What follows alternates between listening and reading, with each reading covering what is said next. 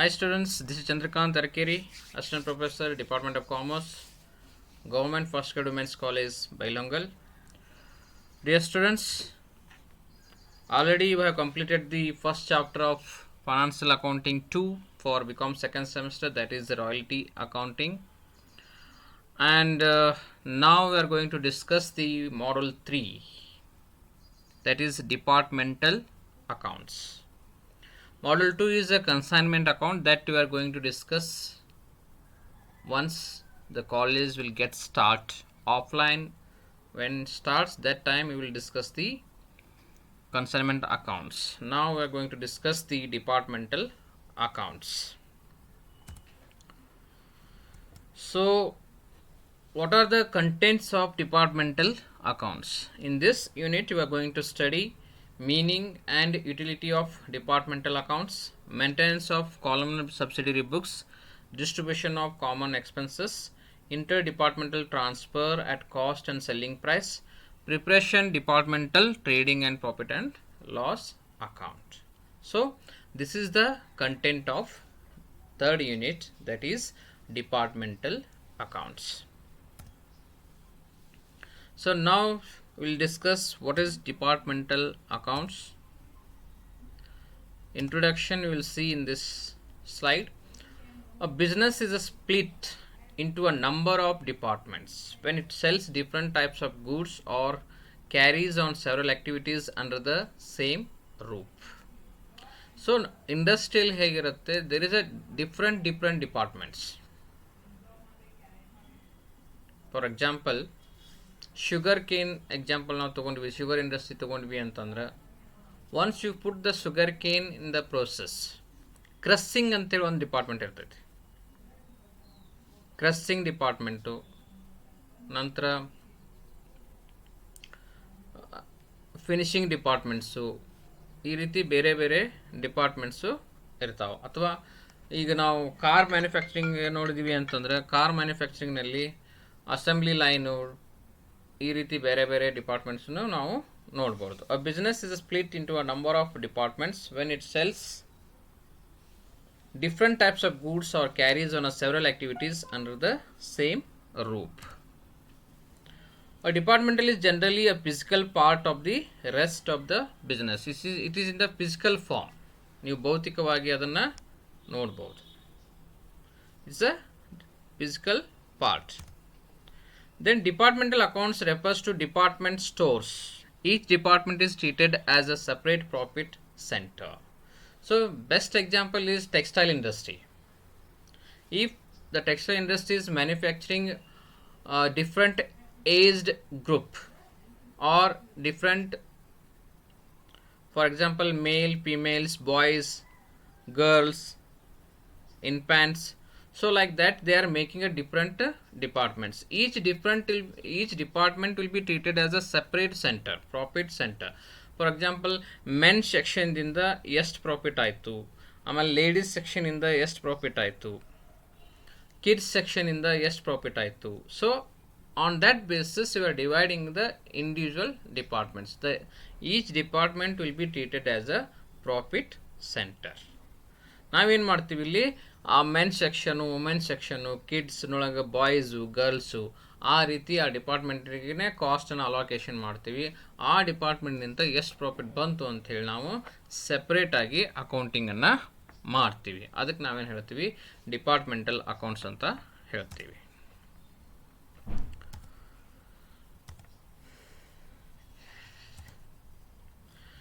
Different departments may have different rates of growth, profitability and degrees of risk managerial decisions with regard to pricing. So ನಾವೇನು ಮಾಡ್ತೀವಿ, different ಡಿಪಾರ್ಟ್ಮೆಂಟ್ಸಿಗೆ rates ಬೇರೆ ಬೇರೆ ಇರ್ತಾವೆ. Their earning is also different. For example what I have told, textile industries ಮೆನ್ಸ್ದು sales ಬೇರೆನೇ ಇರುತ್ತೆ, ಅವ್ರ ಪ್ರಾಫಿಟ್ ಅರ್ನಿಂಗ್ ಬೇರೆನೇ ಇರುತ್ತೆ. ಅದೇ ರೀತಿ ವುಮೆನ್ಸ್ ಸೆಕ್ಷನ್ನಿಂದ ಏನು ನಾವು ಡಿಪಾರ್ಟ್ಮೆಂಟ್ ಇರುತ್ತೆ, ಅವ್ರದ್ದು ಅರ್ನಿಂಗ್ ಬೇರೆನೇ ಇರುತ್ತೆ. ಆ ರೀತಿ ಇಲ್ಲಿ ಏನಾಗುತ್ತೆ, different pricing they are fixing for there products and they are earning different profit also. There is a different rates and their growth, profitability of growth is also different. Individual department having different profit pattern. In order to ascertain the profit or loss made by each department, it is necessary to prepare trading and profit and loss account of each department. ನಾವು department ಅಕೌಂಟ್ನಲ್ಲಿ ಏನು ಮಾಡ್ತೀವಿ, different ಡಿಪಾರ್ಟ್ಮೆಂಟ್ಸನ್ನು different cost centres ಅಂತ ನಾವು treat ಮಾಡಿರ್ತೀವಿ. ಮತ್ತು ಆ ಡಿಪಾರ್ಟ್ಮೆಂಟ್ಗೆ ಸಂಬಂಧಪಟ್ಟಂತೆ ನಾವು ಆ ಡಿಪಾರ್ಟ್ಮೆಂಟ್ನಲ್ಲಿ ಲಾಸ್ ಆಗಿದೆಯಾ ಪ್ರಾಫಿಟ್ ಆಗಿದೆಯಾ ಅಂತ ನಾವು ನೋಡಬೇಕಾಗಿತ್ತು ಅಂತಂದ್ರೆ ಆ ಈಚ್ ಡಿಪಾರ್ಟ್ಮೆಂಟಿಗೆ ನಾವೇನು ಮಾಡ್ತೀವಿ, preparing trading and profit and loss account to know the profit or loss. When all the departments trading and profit and loss account is prepared in a columnar form, they are called departmental accounts. So ಎಲ್ಲ ಡಿಪಾರ್ಟ್ಮೆಂಟ್ಗಳನ್ನು trading ಮತ್ತು profit and loss ಅಕೌಂಟನ್ನು ನಾವು columnar ಫಾರ್ಮ್ನಲ್ಲಿ prepare ಮಾಡೋದಕ್ಕೆ ನಾವೇನು ಹೇಳ್ತೀವಿ, departmental accounts ಅಂತ ಹೇಳ್ತೀವಿ.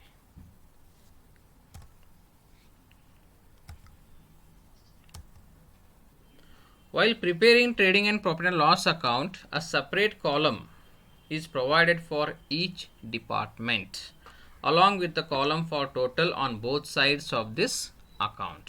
ನಾವು ಪ್ರಾಬ್ಲಮ್ ಮಾಡುವಾಗ ಇದು ಯಾವ ರೀತಿ ಪ್ರಿಪ್ರೇಷನ್ ಮಾಡ್ತೀವಿ ಅಂತ ನಾನು ನಿಮಗೆ ಹೇಳ್ತೀನಿ. ಇಲ್ಲೇನು ಮಾಡ್ತೀವಿ ನಾವು, department A, department B, department C, 3 department A B C 3 department ಅದಾವ ಅಂತ ಹೇಳಿರಿ. ಸೊ ನಾವು profit and loss account prepare ಮಾಡುವಾಗ ಏನು ಮಾಡ್ತೀವಿ, ಟ್ರೇಡಿಂಗ್ ಅಕೌಂಟು ಮತ್ತು P and L account prepare ಮಾಡುವಾಗ department A 1 column, department B 2 column, department 3 3 column, then 3 A B C 3 ಡಿಪಾರ್ಟ್ಮೆಂಟ್ದು ಟೋಟಲ್ 1 ಕಾಲಮ್. ಈ ರೀತಿ ನಾವೇನು ಮಾಡ್ತೀವಿ, ಡಿಫ್ರೆಂಟ್ ಕಾಲಮನ್ನು ಡಿಫ್ರೆಂಟ್ ಡಿಪಾರ್ಟ್ಮೆಂಟಿಗೆ ನಾವು ಅಲೋಕೇಶನ್ ಮಾಡ್ತೀವಿ while preparing the profit and loss account. Okay, what are the advantages of departmental accounts? It helps to compare performance of each department separately on the basis of trading results. ಈ department accounts prepare ಮಾಡೋದ್ರಿಂದ ಒಂದು advantage ಏನಪ್ಪ ಅಂತಂದರೆ, ನಾವು ಯಾವ್ಯಾವ department ಎಷ್ಟು profit ಮಾಡ್ತಾ ಇದ್ದಾವೆ, ಯಾವ ಡಿಪಾರ್ಟ್ಮೆಂಟ್ ಏನಾದರೂ ಲಾಸ್ನಲ್ಲಿದೆಯಾ ಅಂದರೆ then you can compare with department, ಯಾವ ಡಿಪಾರ್ಟ್ಮೆಂಟ್ ಪರ್ಫಾರ್ಮೆನ್ಸ್ ಚೆನ್ನಾಗಿದೆ. ಈಗ ನಾವು ಸ್ಟೂಡೆಂಟ್ಸ್ ಕಂಪ್ಯಾರಿಸನ್ ಮಾಡ್ತೀವಲ್ಲ, who has scored is a good student, who has scoring less, you will ask her why you are scoring less. So you can concentrate on low performance people. So likewise here also, which department is not performing well, so we can concentrate on that department, why it's happening in the department, why they are not performing well. It helps the management to decide whether to drop a department or add a new one. So if any department is continuously under loss, ಯಾವುದಾದ್ರೂ ಒಂದು department continuous ಲಾಸ್ನಲ್ಲಿ ಇತ್ತು ಅಂತಪ್ಪ ಅಂತಂದ್ರೆ ಅಂಥ ಡಿಪಾರ್ಟ್ಮೆಂಟನ್ನು ತೆಗೆದು ಹಾಕ್ಬೋದು ಅಥವಾ ಅದನ್ನು improvement ಮಾಡಲಿಕ್ಕೂ ಹೇಳ್ಬೋದು. Departmental managers and staff can be rewarded properly on the basis of results. ಯಾವ ಡಿಪಾರ್ಟ್ಮೆಂಟು ಹೆಚ್ಚಿಗೆ ಪರ್ಫಾರ್ಮೆನ್ಸ್ ಕೊಟ್ಟಿರುತ್ತೆ, ಹೆಚ್ಚು ಪ್ರಾಫಿಟನ್ನು ಮಾಡಿರುತ್ತೆ, ಅಂಥ ಡಿಪಾರ್ಟ್ಮೆಂಟ್ ಮ್ಯಾನೇಜರ್ಸ್ಗಾಗಲಿ ಅಥವಾ ಸ್ಟಾಫ್ಗಾಗಲಿ they can give a reward also and they can promote also because they are doing well, they are earning more profit compared to other departments also. It helps the management to determine the justification of capital outlay in each department. So ಮ್ಯಾನೇಜ್ಮೆಂಟಿಗೆ ಏನಾಗುತ್ತೆ, ನಾವು ಯಾರ್ಯಾರಿಗೆ ಎಷ್ಟೆಷ್ಟು capital investment ಮಾಡಿದ್ವಿ department wise, ಆ ಡಿಪಾರ್ಟ್ಮೆಂಟಿಂದ ಎಷ್ಟು sale ಆಗಿರ್ತದೆ, ಎಷ್ಟು profit ಆಗ್ತಾ ಇದೆ ಅನ್ನೋದನ್ನು ನಾವು ಕ್ಯಾಪಿಟಲ್ ಔಟ್ಲೇ ಅಂದರೆ ಅದಕ್ಕೆ ಜಸ್ಟಿಫಿಕೇಷನ್ ಕೊಡ್ಲಿಕ್ಕೆ ಈಸಿ ಆಗುತ್ತೆ. If they are not doing well then they cannot give a justification. ನಾವು 1 ಕೋಟಿ ರೂಪಾಯಿ ಡಿಪಾರ್ಟ್ಮೆಂಟ್ ಹಾಕಿವಿ, you are not getting any return on that ಅಂತಂದ್ರೆ ಏನಾಗುತ್ತೆ, so immediately they can close the department also. So this will help to justification of capital outlay in each department. It helps to calculate stock turnover ratio of each department separately. So ನಾವು separate account maintain ಮಾಡೋದ್ರಿಂದ ಯಾವ್ಯಾವ department stock turnover ratio ಏನಿದೆ ಅಂತೇಳಿ ನಾವು ಕಂಡುಹಿಡಿಯಲಿಕ್ಕೆ easy ಆಗುತ್ತೆ. The growth potential of a department as compared to others can be evaluated. So ನಾವು ಯಾವ್ಯಾವ department ಎಷ್ಟೆಷ್ಟು ಗ್ರೋತ್ ಆಗಿದೆ ಅಂತೇಳಿ ನಾವು ಇವ್ಯಾಲ್ಯೂಯೇಟ್ ಮಾಡಲಿಕ್ಕೂ ಈ ಡಿಪಾರ್ಟ್ಮೆಂಟಲ್ ಅಕೌಂಟ್ಸು ನಮಗೆ ಹೆಲ್ಪ್ ಮಾಡುತ್ತೆ. Methods of department accounts are accounting procedures. ನಾವು ಡಿಪಾರ್ಟ್ಮೆಂಟ್ ಅಕೌಂಟನ್ನು ಯಾವ ರೀತಿ ಪ್ರಿಪೇರ್ ಮಾಡ್ತೀವಿ? First one, independent basis, where a separate set of books are kept for each department. ಎಲ್ಲ ಡಿಪಾರ್ಟ್ಮೆಂಟಿಗೂ ಸಪ್ರೇಟ್ ಅಕೌಂಟಿಂಗ್ ಬುಕ್ಸನ್ನು ನಾವು ಇಡೋದಕ್ಕೆ ನಾವೇನು ಹೇಳ್ತೀವಿ? Independent basis of maintaining the departmental accounts. Under this method, each department is treated as a separate unit and accounts are kept independently. So, ಎಲ್ಲ department separate ಅಂತ ನಾವು ಟ್ರೀಟ್ ಮಾಡ್ತೀವಿ. ನೀವು ಸಬ್ಜೆಕ್ಟ್ರಿಗೂ ಸಪ್ರೇಟ್ ಬುಕ್ಸ್ ಮಾಡ್ತಿರಲ್ಲ, ಒಬ್ಬ ವಿದ್ಯಾರ್ಥಿಗಳು ಏನು ಮಾಡ್ತಾರೆ, ಒಂದೇ ನೋಟ್ಬುಕ್ನಲ್ಲೇ ಎಲ್ಲ ಸಬ್ಜೆಕ್ಟ್ನೂ ಬರೆದ್ಬಿಡ್ತಾರೆ. ಇಲ್ಲಿ ಒಂದೊಂದು ವಿದ್ಯಾರ್ಥಿಗಳು ಏನು ಮಾಡ್ತಾರೆ, ಅಕೌಂಟೆನ್ಸಿಗೆ ಒಂದು ನೋಟ್ಬುಕ್ ಬೇರೆ, ನಂತರ ವುಮನ್ ಎಂಟರ್ಪ್ರಿನರ್ಶಿಪ್ಪಿಗೆ ಒಂದು ನೋಟ್ಬುಕ್ ಬೇರೆ, ಕನ್ನಡ ಬೇರೆ, EVS ಬೇರೆ, ಈ ರೀತಿ ಸಪ್ರೇಟ್ ಬುಕ್ಸ್ಗಳನ್ನು ಇಂಡಿವಿಜುವಲ್ ಸಬ್ಜೆಕ್ಟಿಗೆ ಕೂಡಿಟ್ಟಿರ್ತಾರೆ. ಕೆಲವೊಂದು ವಿದ್ಯಾರ್ಥಿಗಳು ಏನು ಮಾಡ್ತಾರೆ, ಎಲ್ಲ ಸಬ್ಜೆಕ್ಟಿಗೆ ಸೇರಿ ಒಂದೇ ನೋಟ್ಬುಕ್ ಮಾಡಿರ್ತಾರೆ. ಆದರೆ ಇಲ್ಲಿ ಡಿಪಾರ್ಟ್ಮೆಂಟ್ ಅಕೌಂಟ್ಸಲ್ಲಿ ಇಂಡಿಪೆಂಡೆಂಟ್ ಬೇಸಿಸ್ ಏನಿರುತ್ತೆ, ಎಲ್ಲ ಡಿಪಾರ್ಟ್ಮೆಂಟ್ರಿಗೂ ಒಂದೊಂದು ಸಪ್ರೇಟ್ನ. For example, department A books of accounts separate, department B ಅವ್ರದ್ದು ಬುಕ್ಸ್ ಆಫ್ ಅಕೌಂಟ್ಸ್ ಸಪ್ರೇಟ್. ಈ ರೀತಿ ನಾವೇನು ಮಾಡ್ತೀವಿ, ಇಂಡಿಪೆಂಡೆಂಟ್ ಬೇಸಿಸ್ ಮೇಲೆ ಸಪ್ರೇಟ್ ಬುಕ್ಸನ್ನು ಇಟ್ಟಿರ್ತಾರೆ. Each department prepares trading and profit and loss account. So separately they are preparing the P&L account also. At the end, the profit or loss of each department is transferred to the general profit and loss account of all the departments.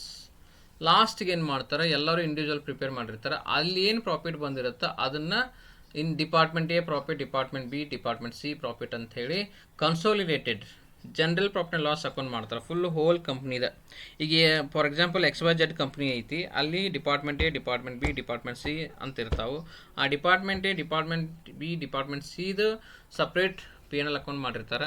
ನಂತರ general P&L account ಮಾಡುವಾಗ ಏನು ಮಾಡ್ತಾರೆ, XYZ ಕಂಪ್ನಿದೇನು P&L account ಮಾಡ್ತಿರ್ತಾರೆ. ಆವಾಗ department A profit, department B profit, department C profit ಅಂತ separate ತೋರಿಸಿ they are making a general profit and loss account of all the departments.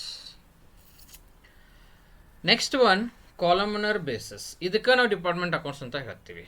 ನಾವೇನು ಮಾಡ್ತೀವಿ, ಕಾಲಮ್ನರ್ ಬೇಸಿಸ್ ಮೇಲೆ. ಸೊ ಇಲ್ಲೇನು, where accounts of departments are kept together on columnar books. Okay. This method is applied when the size of the organization is small. The entire bookkeeping system for the business as a whole is generally kept by a central accounts department. ಒಂದು accounts department ಇರುತ್ತೆ, central accounts department ಇರುತ್ತೆ. ಅಲ್ಲಿ ಎಲ್ಲ ಡಿಪಾರ್ಟ್ಮೆಂಟ್ಗಳು ಕಾಲಮನ್ wise base ಮೇಲೆ ಅವರು books of ಅಕೌಂಟ್ಸನ್ನು maintain ಮಾಡ್ತಾ ಇರ್ತಾರೆ. So ನಾನು ಹೇಳಿದ್ನಲ್ಲ, ಒಂದು ನೋಟ್ಬುಕ್ನೊಳಗೆ ಎಲ್ಲ ಸಬ್ಜೆಕ್ಟ್ಸ್ದು ನೋಟ್ಸನ್ನು ರೆಡಿ ಮಾಡೋರಿಗೆ ನಾವೇನು ಹೇಳ್ತೀವಿ, ಕಾಲಮರ್ ಬೇಸಿಸ್ ಅಂತ ಹೇಳ್ತೀವಿ. ಸಾರಿ, ಅದು ಎಕ್ಸಾಂಪಲ್. ನಾವು ಬುಕ್ಸ್ ಆಫ್ ಅಕೌಂಟ್ಸನ್ನು, ಎಲ್ಲ ಡಿಪಾರ್ಟ್ಮೆಂಟ್ ಬುಕ್ಸ್ ಆಫ್ ಅಕೌಂಟ್ಸನ್ನು ಕಾಲಮರ್ ಬೇಸಿಸ್ ಮೇಲೆ ಒಂದೇ ಬುಕ್ಸ್ ಆಫ್ ಅಕೌಂಟ್ ಮಾಡೋದಕ್ಕೆ ನಾವು ಕಾಲಮರ್ ಬೇಸಿಸ್ ಅಂತ ಹೇಳ್ತೀವಿ. When the books and accounts are maintained on a columnar basis, trading and profit and loss account can also be prepared on columnar basis. Under this method, the gross of each department can be ascertained accurately because items of direct expenses with a particular department are readily identified. So ಇಲ್ಲಿ ನಾವು ಎಲ್ಲ department profit ಎಷ್ಟಾಗಿದೆ ಮತ್ತು ಯಾವ್ಯಾವ direct expenses ಯಾವ್ಯಾವ department ಅದು ಅಂತ ನಾವು ಸಪ್ರೇಟ್ಲಿ ಎಂಟ್ರಿ ಮಾಡಿರ್ತೀವಿ. ಐಡೆಂಟಿಫಿಕೇಷನ್ ಮಾಡಲಿಕ್ಕೆ ಇದು ಈಸಿ ಆಗುತ್ತೆ. Certain expenses are not readily identifiable departmentally and the benefit of such expenses goes to all departments. Such expenses are called common or joint expenses. ಕೆಲವೊಂದಿಷ್ಟು common expenses ಆಗಿರ್ತವೆ, ಅದನ್ನು ನಾವು ಏನು ಮಾಡಬೇಕಾಗತ್ತೆ,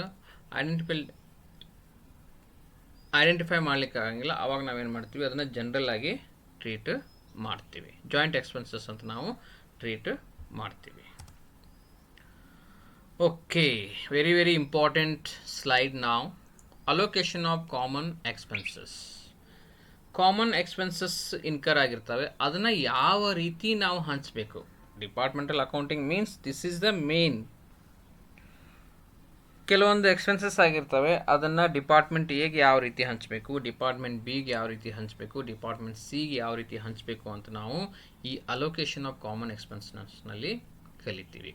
On this basis you are preparing the problems. In case of common expenses, that is indirect expenses, proper allocation among the departments must be made in order to ascertain the profit or loss made by each department.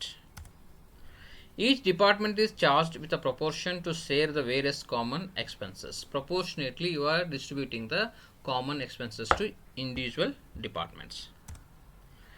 If the basis for such allocation is specifically mentioned, those common expenses should be apportioned on suitable basis. For this purpose, the following basis may be used. ನಾವು ಯಾವ್ಯಾವ ಕಾಸ್ಟನ್ನು ಯಾವ ರೀತಿ ಹಂಚಬೇಕು ಅಂಥೇಳಿ ಟೇಬಲ್ನಲ್ಲಿ next ಸ್ಲೈಡ್ನಲ್ಲಿ ನಾನು ಹೇಳಿದ್ದೀನಿ. ಅದೇ ರೀತಿ ನೀವು ಕಾಮನ್ ಎಕ್ಸ್ಪೆನ್ಸಸನ್ನು ಇಂಡಿವಿಜುವಲ್ ಡಿಪಾರ್ಟ್ಮೆಂಟಿಗೆ ನೀವು ಹಂಚಿ ಪ್ರಾಬ್ಲಮನ್ನು ಸಾಲ್ವ್ ಮಾಡಬೇಕಾಗತ್ತೆ. Okay. Common expenses, basis of allocation. Expenses on purchase. Purchase ಮೇಲೆ ಏನಾದರೂ ಎಕ್ಸ್ಪೆನ್ಸಸ್ ಇದ್ದುವಪ್ಪ ಅಂತಂದ್ರೆ carriage inward, freight, duty, octroi, discount received. ಈ ಎಕ್ಸ್ಪೆನ್ಸಸ್ಸನ್ನು ನಾವು net purchase ratio of each department. Carriage inward ಒಂದೇ ಟ್ರಕ್ನಲ್ಲಿ ನಾವು ಎಲ್ಲ ಡಿಪಾರ್ಟ್ಮೆಂಟ್ದು ಹಾಕೊಂಬಂದಿರ್ತೀವಿ. ಒಂದು 10,000 ರೂಪಾಯಿ ಎಕ್ಸ್ಪೆಂಡಿಚರ್ಸ್ ಆಗಿರುತ್ತೆ. ಅದನ್ನು ನಾವೇನು ಮಾಡ್ತೀವಿ, ನೆಟ್ ಪರ್ಚೇಸ್, ಈ ಡಿಪಾರ್ಟ್ಮೆಂಟದ ಪರ್ಚೇಸ್ ವ್ಯಾಲ್ಯೂ ಎಷ್ಟು ಇರುತ್ತೆ ಅದ್ರ ಬೇಸಿಸ್ ಮೇಲೆ ರೇಷಿಯೋ ಕ್ಯಾಲ್ಕುಲೇಷನ್ ಮಾಡ್ತೀವಿ. ಆನ್ ದ್ಯಾಟ್ ಬೇಸಿಸ್ ಇವರ distributing the expenses on purchase. Next expenses on sales. ಇದರಲ್ಲಿ ಯಾವ ಬರ್ತಾವಪ್ಪ?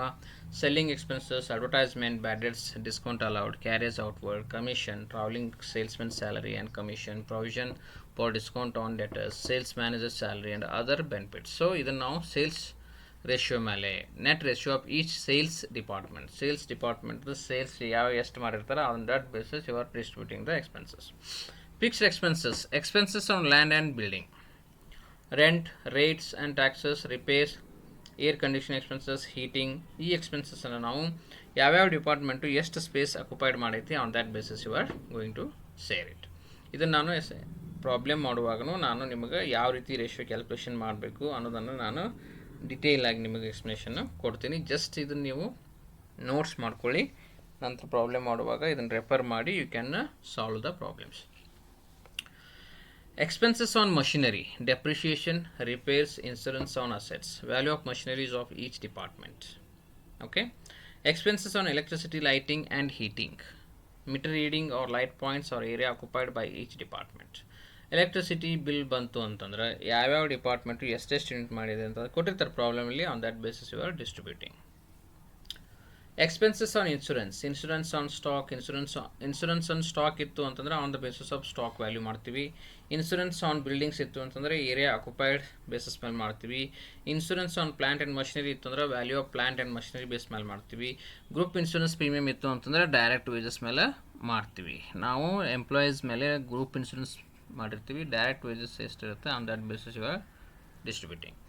ವೆಲ್ಫೇರ್ ಎಕ್ಸ್ಪೆನ್ಸಸ್ ಇತ್ತು ಅಂತಂದರೆ canteen expenses, recreation, labour welfare expenses, ಅದನ್ನು number of employees in each department base ಮೇಲೆ ಹಂಚ್ತೀವಿ.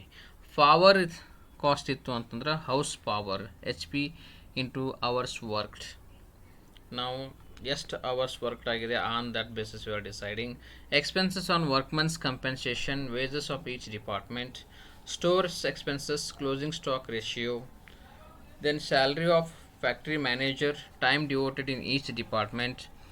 Non-departmental expenses, when allocation of some expenses is not possible, they can be charged to general P&L account. ಕೆಲವೊಂದಿಷ್ಟು ನಾವು ಎಕ್ಸ್ಪೆನ್ಸಸ್ಸನ್ನು ಗೊತ್ತು ಮಾಡೋಕ್ಕಾಗಂಗಿಲ್ಲ ಯಾರ್ಯಾವ department ಅಂತ, ಅವಾಗ ನಾವೇನು ಮಾಡ್ತೀವಿ ಅದನ್ನು ಜನರಲ್ P&L ಅಕೌಂಟಿಗೆ ಟ್ರಾನ್ಸ್ಫರ್ ಮಾಡ್ತೀವಿ. Expenses cannot be allocated. ನಾವು ಡಿಪಾರ್ಟ್ಮೆಂಟಿಗೆ ಅಲೋಕೇಶನ್ ಮಾಡೋಕ್ಕಾಗಂಗಿಲ್ಲ. ಅಂಥ ಎಕ್ಸ್ಪೆನ್ಸಸ್ ಯಾವ್ಯಾವು ಮತ್ತು ಅದನ್ನು ಯಾವ ರೀತಿ ನಾವು ಟ್ರೀಟ್ ಮಾಡ್ತೀವಿ ಅಂತೇಳಿ ನೆಕ್ಸ್ಟ್ ಸ್ಲೈಡ್ನಲ್ಲಿ ನಾವು ಡಿಸ್ಕಷನ್ ಮಾಡ್ತಾಯಿದ್ವಿ. There are certain types of expenses must being of financial nature which cannot be apportioned on a suitable basis. There are certain types of expenses must being of financial nature which cannot be apportioned on a suitable basis. ಅವು ಎಂಥವು? Financial expenses. Interest on loans ಇತ್ತಪ್ಪ ಅಂತಂದ್ರೆ ಅದನ್ನು company full ಡಿಪಾರ್ಟ್ಮೆಂಟಿಗೆ ತೊಗೊಂಡಿರತ್ತೆ. ಅವಾಗ ನಾವು ಅದನ್ನು ಎಕ್ಸ್ಪೆನ್ಸಸ್ನ ಹಂಚಲಿಕ್ಕೆ ಬರೋಂಗಿಲ್ಲ. ಅವಾಗ ನಾವೇನು ಮಾಡ್ತೀವಿ, ಅದನ್ನು ಜನರಲ್ ಅಕೌಂಟ್ P&L ಅಕೌಂಟಿಗೆ ಟ್ರಾನ್ಸ್ಫರ್ ಮಾಡ್ತೀವಿ. ದೆನ್ ಇನ್ಕಮ್ ಟ್ಯಾಕ್ಸ್ ಪೇ ಮಾಡಿರ್ತೀವಿ, ಅದನ್ನು ನಾವು ಕಾಮನ್ ಆಗಿ ಎಲ್ಲರಿಗೂ ಹಂಚಕ್ಕೆ ಬರಲ್ಲ. Loss on sale of investment or assets, ನಂತರ damages payable for the infringement of law, ಏನಾದರೂ ಲಾ ಪ್ರಕಾರ ಏನಾದರೂ ಡ್ಯಾಮೇಜ್ ಆಗಿ ಕೇಸ್ ನಡೆದಿರ್ತೈತಿ, ಆ ಕೇಸಿಂದ ಏನಾದರೂ ಲಾಸ್ ಆಯಿತು ಅಪ್ಪ ಅಂತಂದ್ರೆ ಅದನ್ನು ಯಾವ ರೀತಿ ಯಾವ ಡಿಪಾರ್ಟ್ಮೆಂಟಿಂದ ಬಂತು, ಡಿಪಾರ್ಟ್ಮೆಂಟ್ ಎದು ಡಿಪಾರ್ಟ್ಮೆಂಟ್ ಬಿದು ಐಡೆಂಟಿಫೈಬಲ್ ಆಗಿರ್ತಿತ್ತು ಅಂತಂದ್ರೆ ಹಂಗೆ ಐಡೆಂಟಿಫೈಬಲ್ ಮಾಡಲಿಕ್ಕಾಗಲಿಲ್ಲ ಅಂತಂದ್ರೆ ಅವಾಗ ಕಾಮನ್ ಎಕ್ಸ್ಪೆನ್ಸಸ್ ನಾವು ಟ್ರೀಟ್ ಮಾಡ್ತೀವಿ. ಸೇರ್ ಟ್ರಾನ್ಸ್ಫರ್ ಎಕ್ಸ್ಪೆನ್ಸಸ್, ನಂತರ salary to general manager, that is debited. Then expenses transfer to general profit and loss account. So these are common expenses. ನಾವು ಇಲ್ಲೇನು ಮಾಡ್ತೀವಿ, ಈ ಎಕ್ಸ್ಪೆನ್ಸಸ್ ಇದೇ ಡಿಪಾರ್ಟ್ಮೆಂಟ್ ಅಂತ ನಾವು ಐಡೆಂಟಿಫೈ ಮಾಡೋಕ್ಕಾಗಂಗಿಲ್ಲ. ಅವಾಗ ನಾವೇನು ಮಾಡ್ತೀವಿ, ಈ ಎಕ್ಸ್ಪೆನ್ಸಸ್ ಪ್ರಾಬ್ಲಮ್ಸಲ್ಲಿ ಕೊಟ್ಟಿದ್ರು ಅಂತಂದ್ರೆ ಅದನ್ನು ನಾವು ಜನರಲ್ ಪ್ರಾಫಿಟ್ ಆ್ಯಂಡ್ ಲಾಸ್ ಅಕೌಂಟ್ನಲ್ಲಿ ಟೂ ಸೈಡ್ ತೋರಿಸ್ತೀವಿ. So these expenses cannot be allocated. Next, there are certain types of expenses must being of financial nature which cannot be apportioned on a suitable basis. Financial incomes ಇರ್ತಾವೆ, ಕೆಲವೊಂದಿಷ್ಟು financial incomes common ಆಗಿರ್ತಾವೆ, ಅದನ್ನು ಕೂಡ ನಾವು general P&L ಅಕೌಂಟಿಗೆ ಹಾಕಬೇಕಾಗುತ್ತೆ. ಅವು ಯಾವಪ್ಪ ಅಂತಂದ್ರೆ interest on calls in arrears. Calls in arrears ಮೇಲೆ ಏನಾದರೂ ಇಂಟ್ರೆಸ್ಟ್ ಬಂದಿತ್ತು ಅಂತಂದ್ರೆ ಅದು ಇನ್ಕಮ್ ಆಗಿರುತ್ತೆ, ಕಾಮನ್ ಇನ್ಕಮ್ ಆಗಿರುತ್ತೆ, ಅದನ್ನು ಯಾವ ರೀತಿ ಟ್ರಾನ್ಸ್ಫರ್ ಮಾಡಬೇಕು ಗೊತ್ತಾಗಂಗಿಲ್ಲ. Then interest on investment. So your company has invested some amount in other companies. So on that company is getting interest. Interest ಬರ್ತಾ ಇದೆ, ಕೆಲವೊಂದಿಷ್ಟು ಅಮೌಂಟ್ ಎಕ್ಸ್ಟ್ರಾ ಇತ್ತು, ಅದನ್ನು ಬೇರೆ ಕಂಪ್ನಿಯಲ್ಲಿ ಇನ್ವೆಸ್ಟ್ಮೆಂಟ್ ಮಾಡಿದ್ದಾರೆ, ಅದರಲ್ಲಿ ಮೇಲೆ ಇಂಟ್ರೆಸ್ಟ್ ಬರುತ್ತೆ. ಅದು ಯಾವ ಡಿಪಾರ್ಟ್ಮೆಂಟ್ದು ಅಂತ ಹೇಳಕ್ಕೆ ಆಗಂಗಿಲ್ಲ. ಸೊ ಅದು ಕಂಪ್ನಿ ಇದೆ. ಸೊ ಅದಕ್ಕೇನು ಮಾಡ್ತಾರೆ ಅವರು, ಜನರಲ್ P&L ಅಕೌಂಟಿಗೆ ಅವರು ಟ್ರಾನ್ಸ್ಫರನ್ನು ಮಾಡ್ತಾರೆ. ಸೇರ್ ಟ್ರಾನ್ಸ್ಫರ್ ಫೀಸ್ ಅದನ್ನು ಇನ್ಕಮ್ ಇತ್ತಪ್ಪ ಅಂತಂದ್ರೆ ಅದನ್ನು ನಾವು ಕಾಮನ್ ಇನ್ಕಮ್ ಅಂತ ಟ್ರೀಟ್ ಮಾಡ್ತೀವಿ. Then incomes transfer to general P&L accounts. So ನಾವೇನು ಮಾಡ್ತೀವಿ, ಈ ಫೈನಾನ್ಷಿಯಲ್ ಎಕ್ಸ್ಪೆನ್ಸಸ್ಸು ಮತ್ತು ಫೈನಾನ್ಷಿಯಲ್ ಇನ್ಕಮ್ಸ್ ಕಾಮನ್ ಎಕ್ಸ್ಪೆನ್ಸಸ್ಸು ಅಥವಾ ಕಾಮನ್ ಇನ್ಕಮ್ಸ್ ಅಂತ ನಾವು ಟ್ರೀಟ್ ಮಾಡ್ತೀವಿ. That cannot be allocated to department accounts. ಆವಾಗ ನಾವೇನು ಮಾಡ್ತೀವಿ, ಅದನ್ನು ಜನರಲ್ P&L ಅಕೌಂಟಿಗೆ ಟ್ರಾನ್ಸ್ಫರ್ ಮಾಡ್ತೀವಿ. Inter-departmental transfer. So my dear students, first slide ಪೂರಾ ಥೆರಾಟಿಕಲ್ ಬೇಸ್ ಇರುತ್ತೆ. ಈ ಥೆರಾಟಿಕಲ್ ಆಗಿ ನೀವು ಇದನ್ನು ತಿಳ್ಕೊಂಬಿಟ್ರಿಪ್ಪ ಅಂತಂದ್ರೆ ನಿಮಗೆ ಪ್ರಾಬ್ಲಮ್ ಮಾಡಲಿಕ್ಕೆ ಬಹಳ ಈಸಿ ಆಗುತ್ತೆ. ವಿದ್ಯಾರ್ಥಿಗಳು ನಾವು ಏನು ಮಾಡ್ತೀವಿ, ನಾವು ವಿದ್ಯಾರ್ಥಿಗಳಿದ್ದಾಗೂ ಇದೇ ಪ್ರಾಬ್ಲಮ್ ಇತ್ತು. ಈಗಿನ ವಿದ್ಯಾರ್ಥಿಗಳು ಅದ ಥೆರಾಟಿಕಲ್ ಪಾರ್ಟನ್ನು ಸರಿಯಾಗಿ ಅರ್ಥ ಮಾಡ್ಕೊಳ್ಳದೆ ಇದ್ದರೆ ನಾವು ಪ್ರಾಬ್ಲಮ್ ಮಾಡುವಾಗ ಡಿಫಿಕಲ್ಟಿ ಆಗುತ್ತೆ. ನಾವು ಪ್ರಾಬ್ಲಮ್ ಮೇಲೇ ಕಾನ್ಸಂಟ್ರೇಟ್ ಮಾಡ್ತೀವಿ. 2 ಮಾರ್ಕ್ಸಿಗೆ ಕ್ವಶನ್ಸ್ ಬರ್ತವೆ, ಆವಾಗ ನಮ್ಮ ಥೆರಾಟಿಕಲ್ ಬೇಸ್ ಬೇಕಾ. ಈಗ ನಾನು CA ICW CS ನೋಡ್ತಾ ಇದ್ದೀನಿ.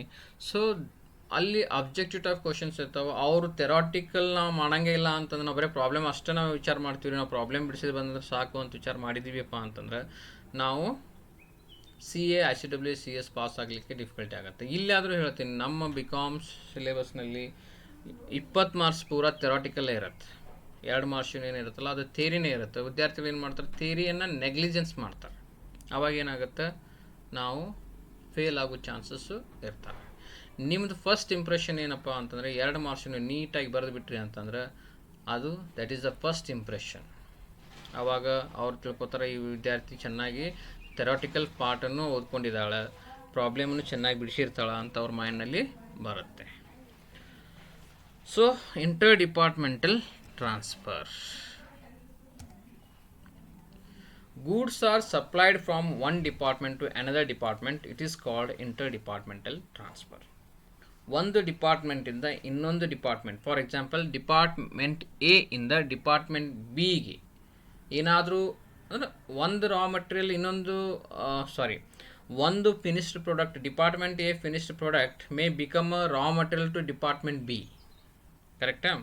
ಅಂಥ ಸಂದರ್ಭದಲ್ಲಿ ಏನು ಮಾಡ್ತಾರೆ, department B is getting their department B raw material getting from a department A.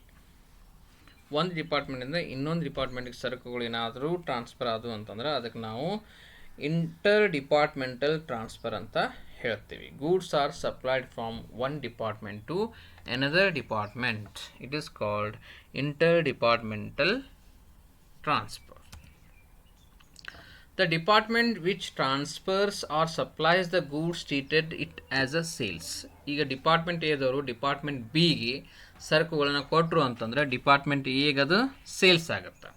So it must be credited to supplying department in trading account. So department A trading ಅಕೌಂಟ್ನಲ್ಲಿ sales ಅಂತ consider ಆಗುತ್ತೆ. ನಂತರ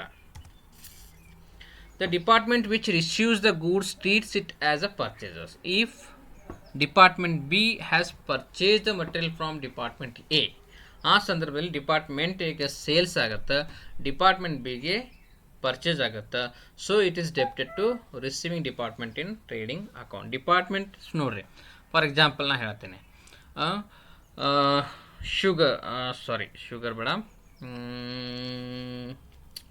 ರಿಪಿಲ್ pen ತಯಾರು ಮಾಡ್ತಾ ಇದ್ದೀವಿ ಅಂತ ತಿಳ್ಕೊಳ್ಳೋಣ.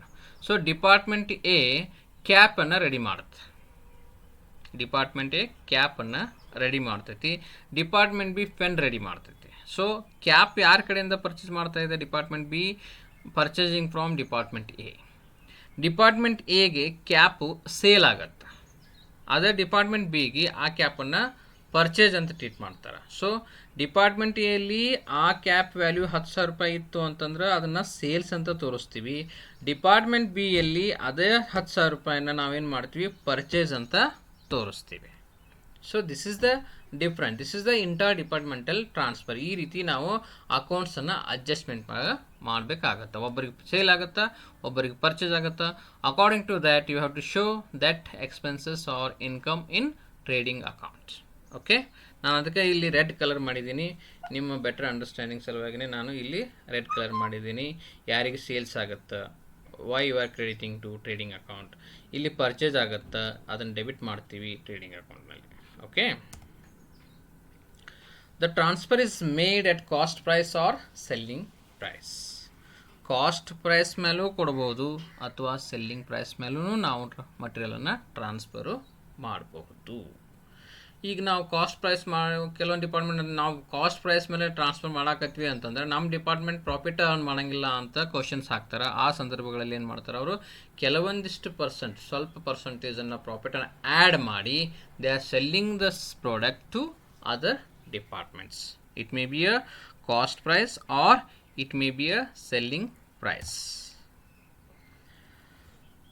If the transfer are made at cost price, then it can be treated as transfer. No further adjustment is required. Cost price base ಮೇಲೆ ಏನಾದರೂ ಮಟೀರಿಯಲ್ ಟ್ರಾನ್ಸ್ಫರ್ ಆದಪ್ಪ ಅಂತಂದ್ರೆ ಅದಕ್ಕೆ ನಾವು ಬೇರೆ ಅಡ್ಜಸ್ಟ್ಮೆಂಟ್ ಏನು ಮಾಡಬೇಕಾಗಿಲ್ಲ, ನಾವು ಡೈರೆಕ್ಟ್ಲಿ ಅದನ್ನು ಟ್ರಾನ್ಸ್ಫರ್ ಪ್ರೈಸ್ನಲ್ಲಿ ಹಾಕ್ಬೋದು. ನಾವು ಡಿಪಾರ್ಟ್ಮೆಂಟಲ್ ಟ್ರಾನ್ಸ್ಫರ್ ಆಟ್ ಸೆಲ್ಲಿಂಗ್ ಪ್ರೈಸ್. ನಾವು ಸೇಲ್ಸ್ ಪ್ರೈಸ್ ಮೇಲೆ ಏನಾದರೂ ಟ್ರಾನ್ಸ್ಫರ್ ಮಾಡಿದೀವಪ್ಪ ಅಂತಂದ್ರೆ, if the transfer of goods are made at selling price, that is cost plus profit, then a profit is earned by the supplying department of the same organization. Okay, when the goods are transferred from one department to another, still remain unsold. Nodri, first point nodri, if the transfer of goods are made at selling price, cost plus profit, then a profit is earned by the supplying department of the same organization. ಈಗ ನಾವು profit add ಮಾಡಿ department A profit add ಮಾಡಿ ಕ್ಯಾಪನ್ನು sale ಮಾಡ್ತೀವಿ ಯಾರಿಗೆ? Department ಬಿಗೆ. ಆ ಸಂದರ್ಭದಲ್ಲಿ department A is earning some profit from selling the caps to department B. When the goods are transferred from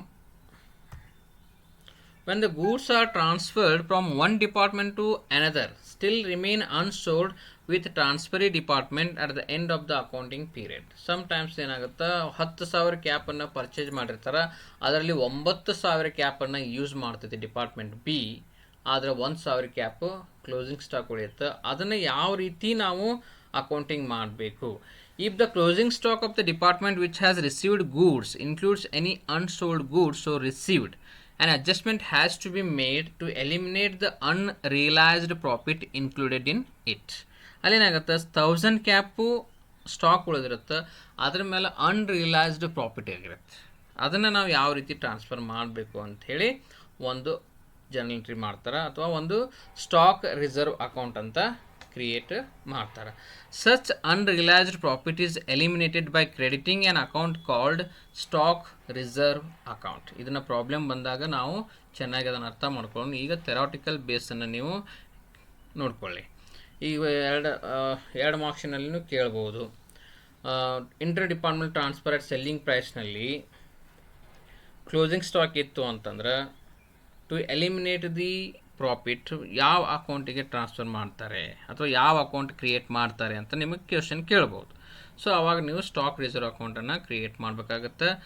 ಆವಾಗ ಎಂಟ್ರಿ ಏನಾಗುತ್ತೆ, general profit and loss account debit to stock reserve accounts.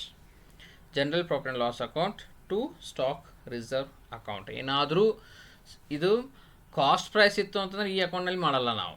If there is transfer in at selling price, ಯಾವಾಗ selling price base ಮೇಲೆ ನಾವು transfer ಮಾಡಿದ್ವಿ ಅಂತಂದ್ರೆ ಅವಾಗ unutilised stock ಏನಾದರೂ ಇತ್ತು, ಮಟೀರಿಯಲ್ ಸ್ಟಾಕ್ ಉಳಿದಿತ್ತು, ಕ್ಲೋಸಿಂಗ್ ಸ್ಟಾಕ್ ಇತ್ತು ಅಂತಂದ್ರೆ ಅಂಥ ಸಂದರ್ಭದಲ್ಲಿ you are creating a stock reserve account and you are making an entry general profit and loss account debit to stock reserve account.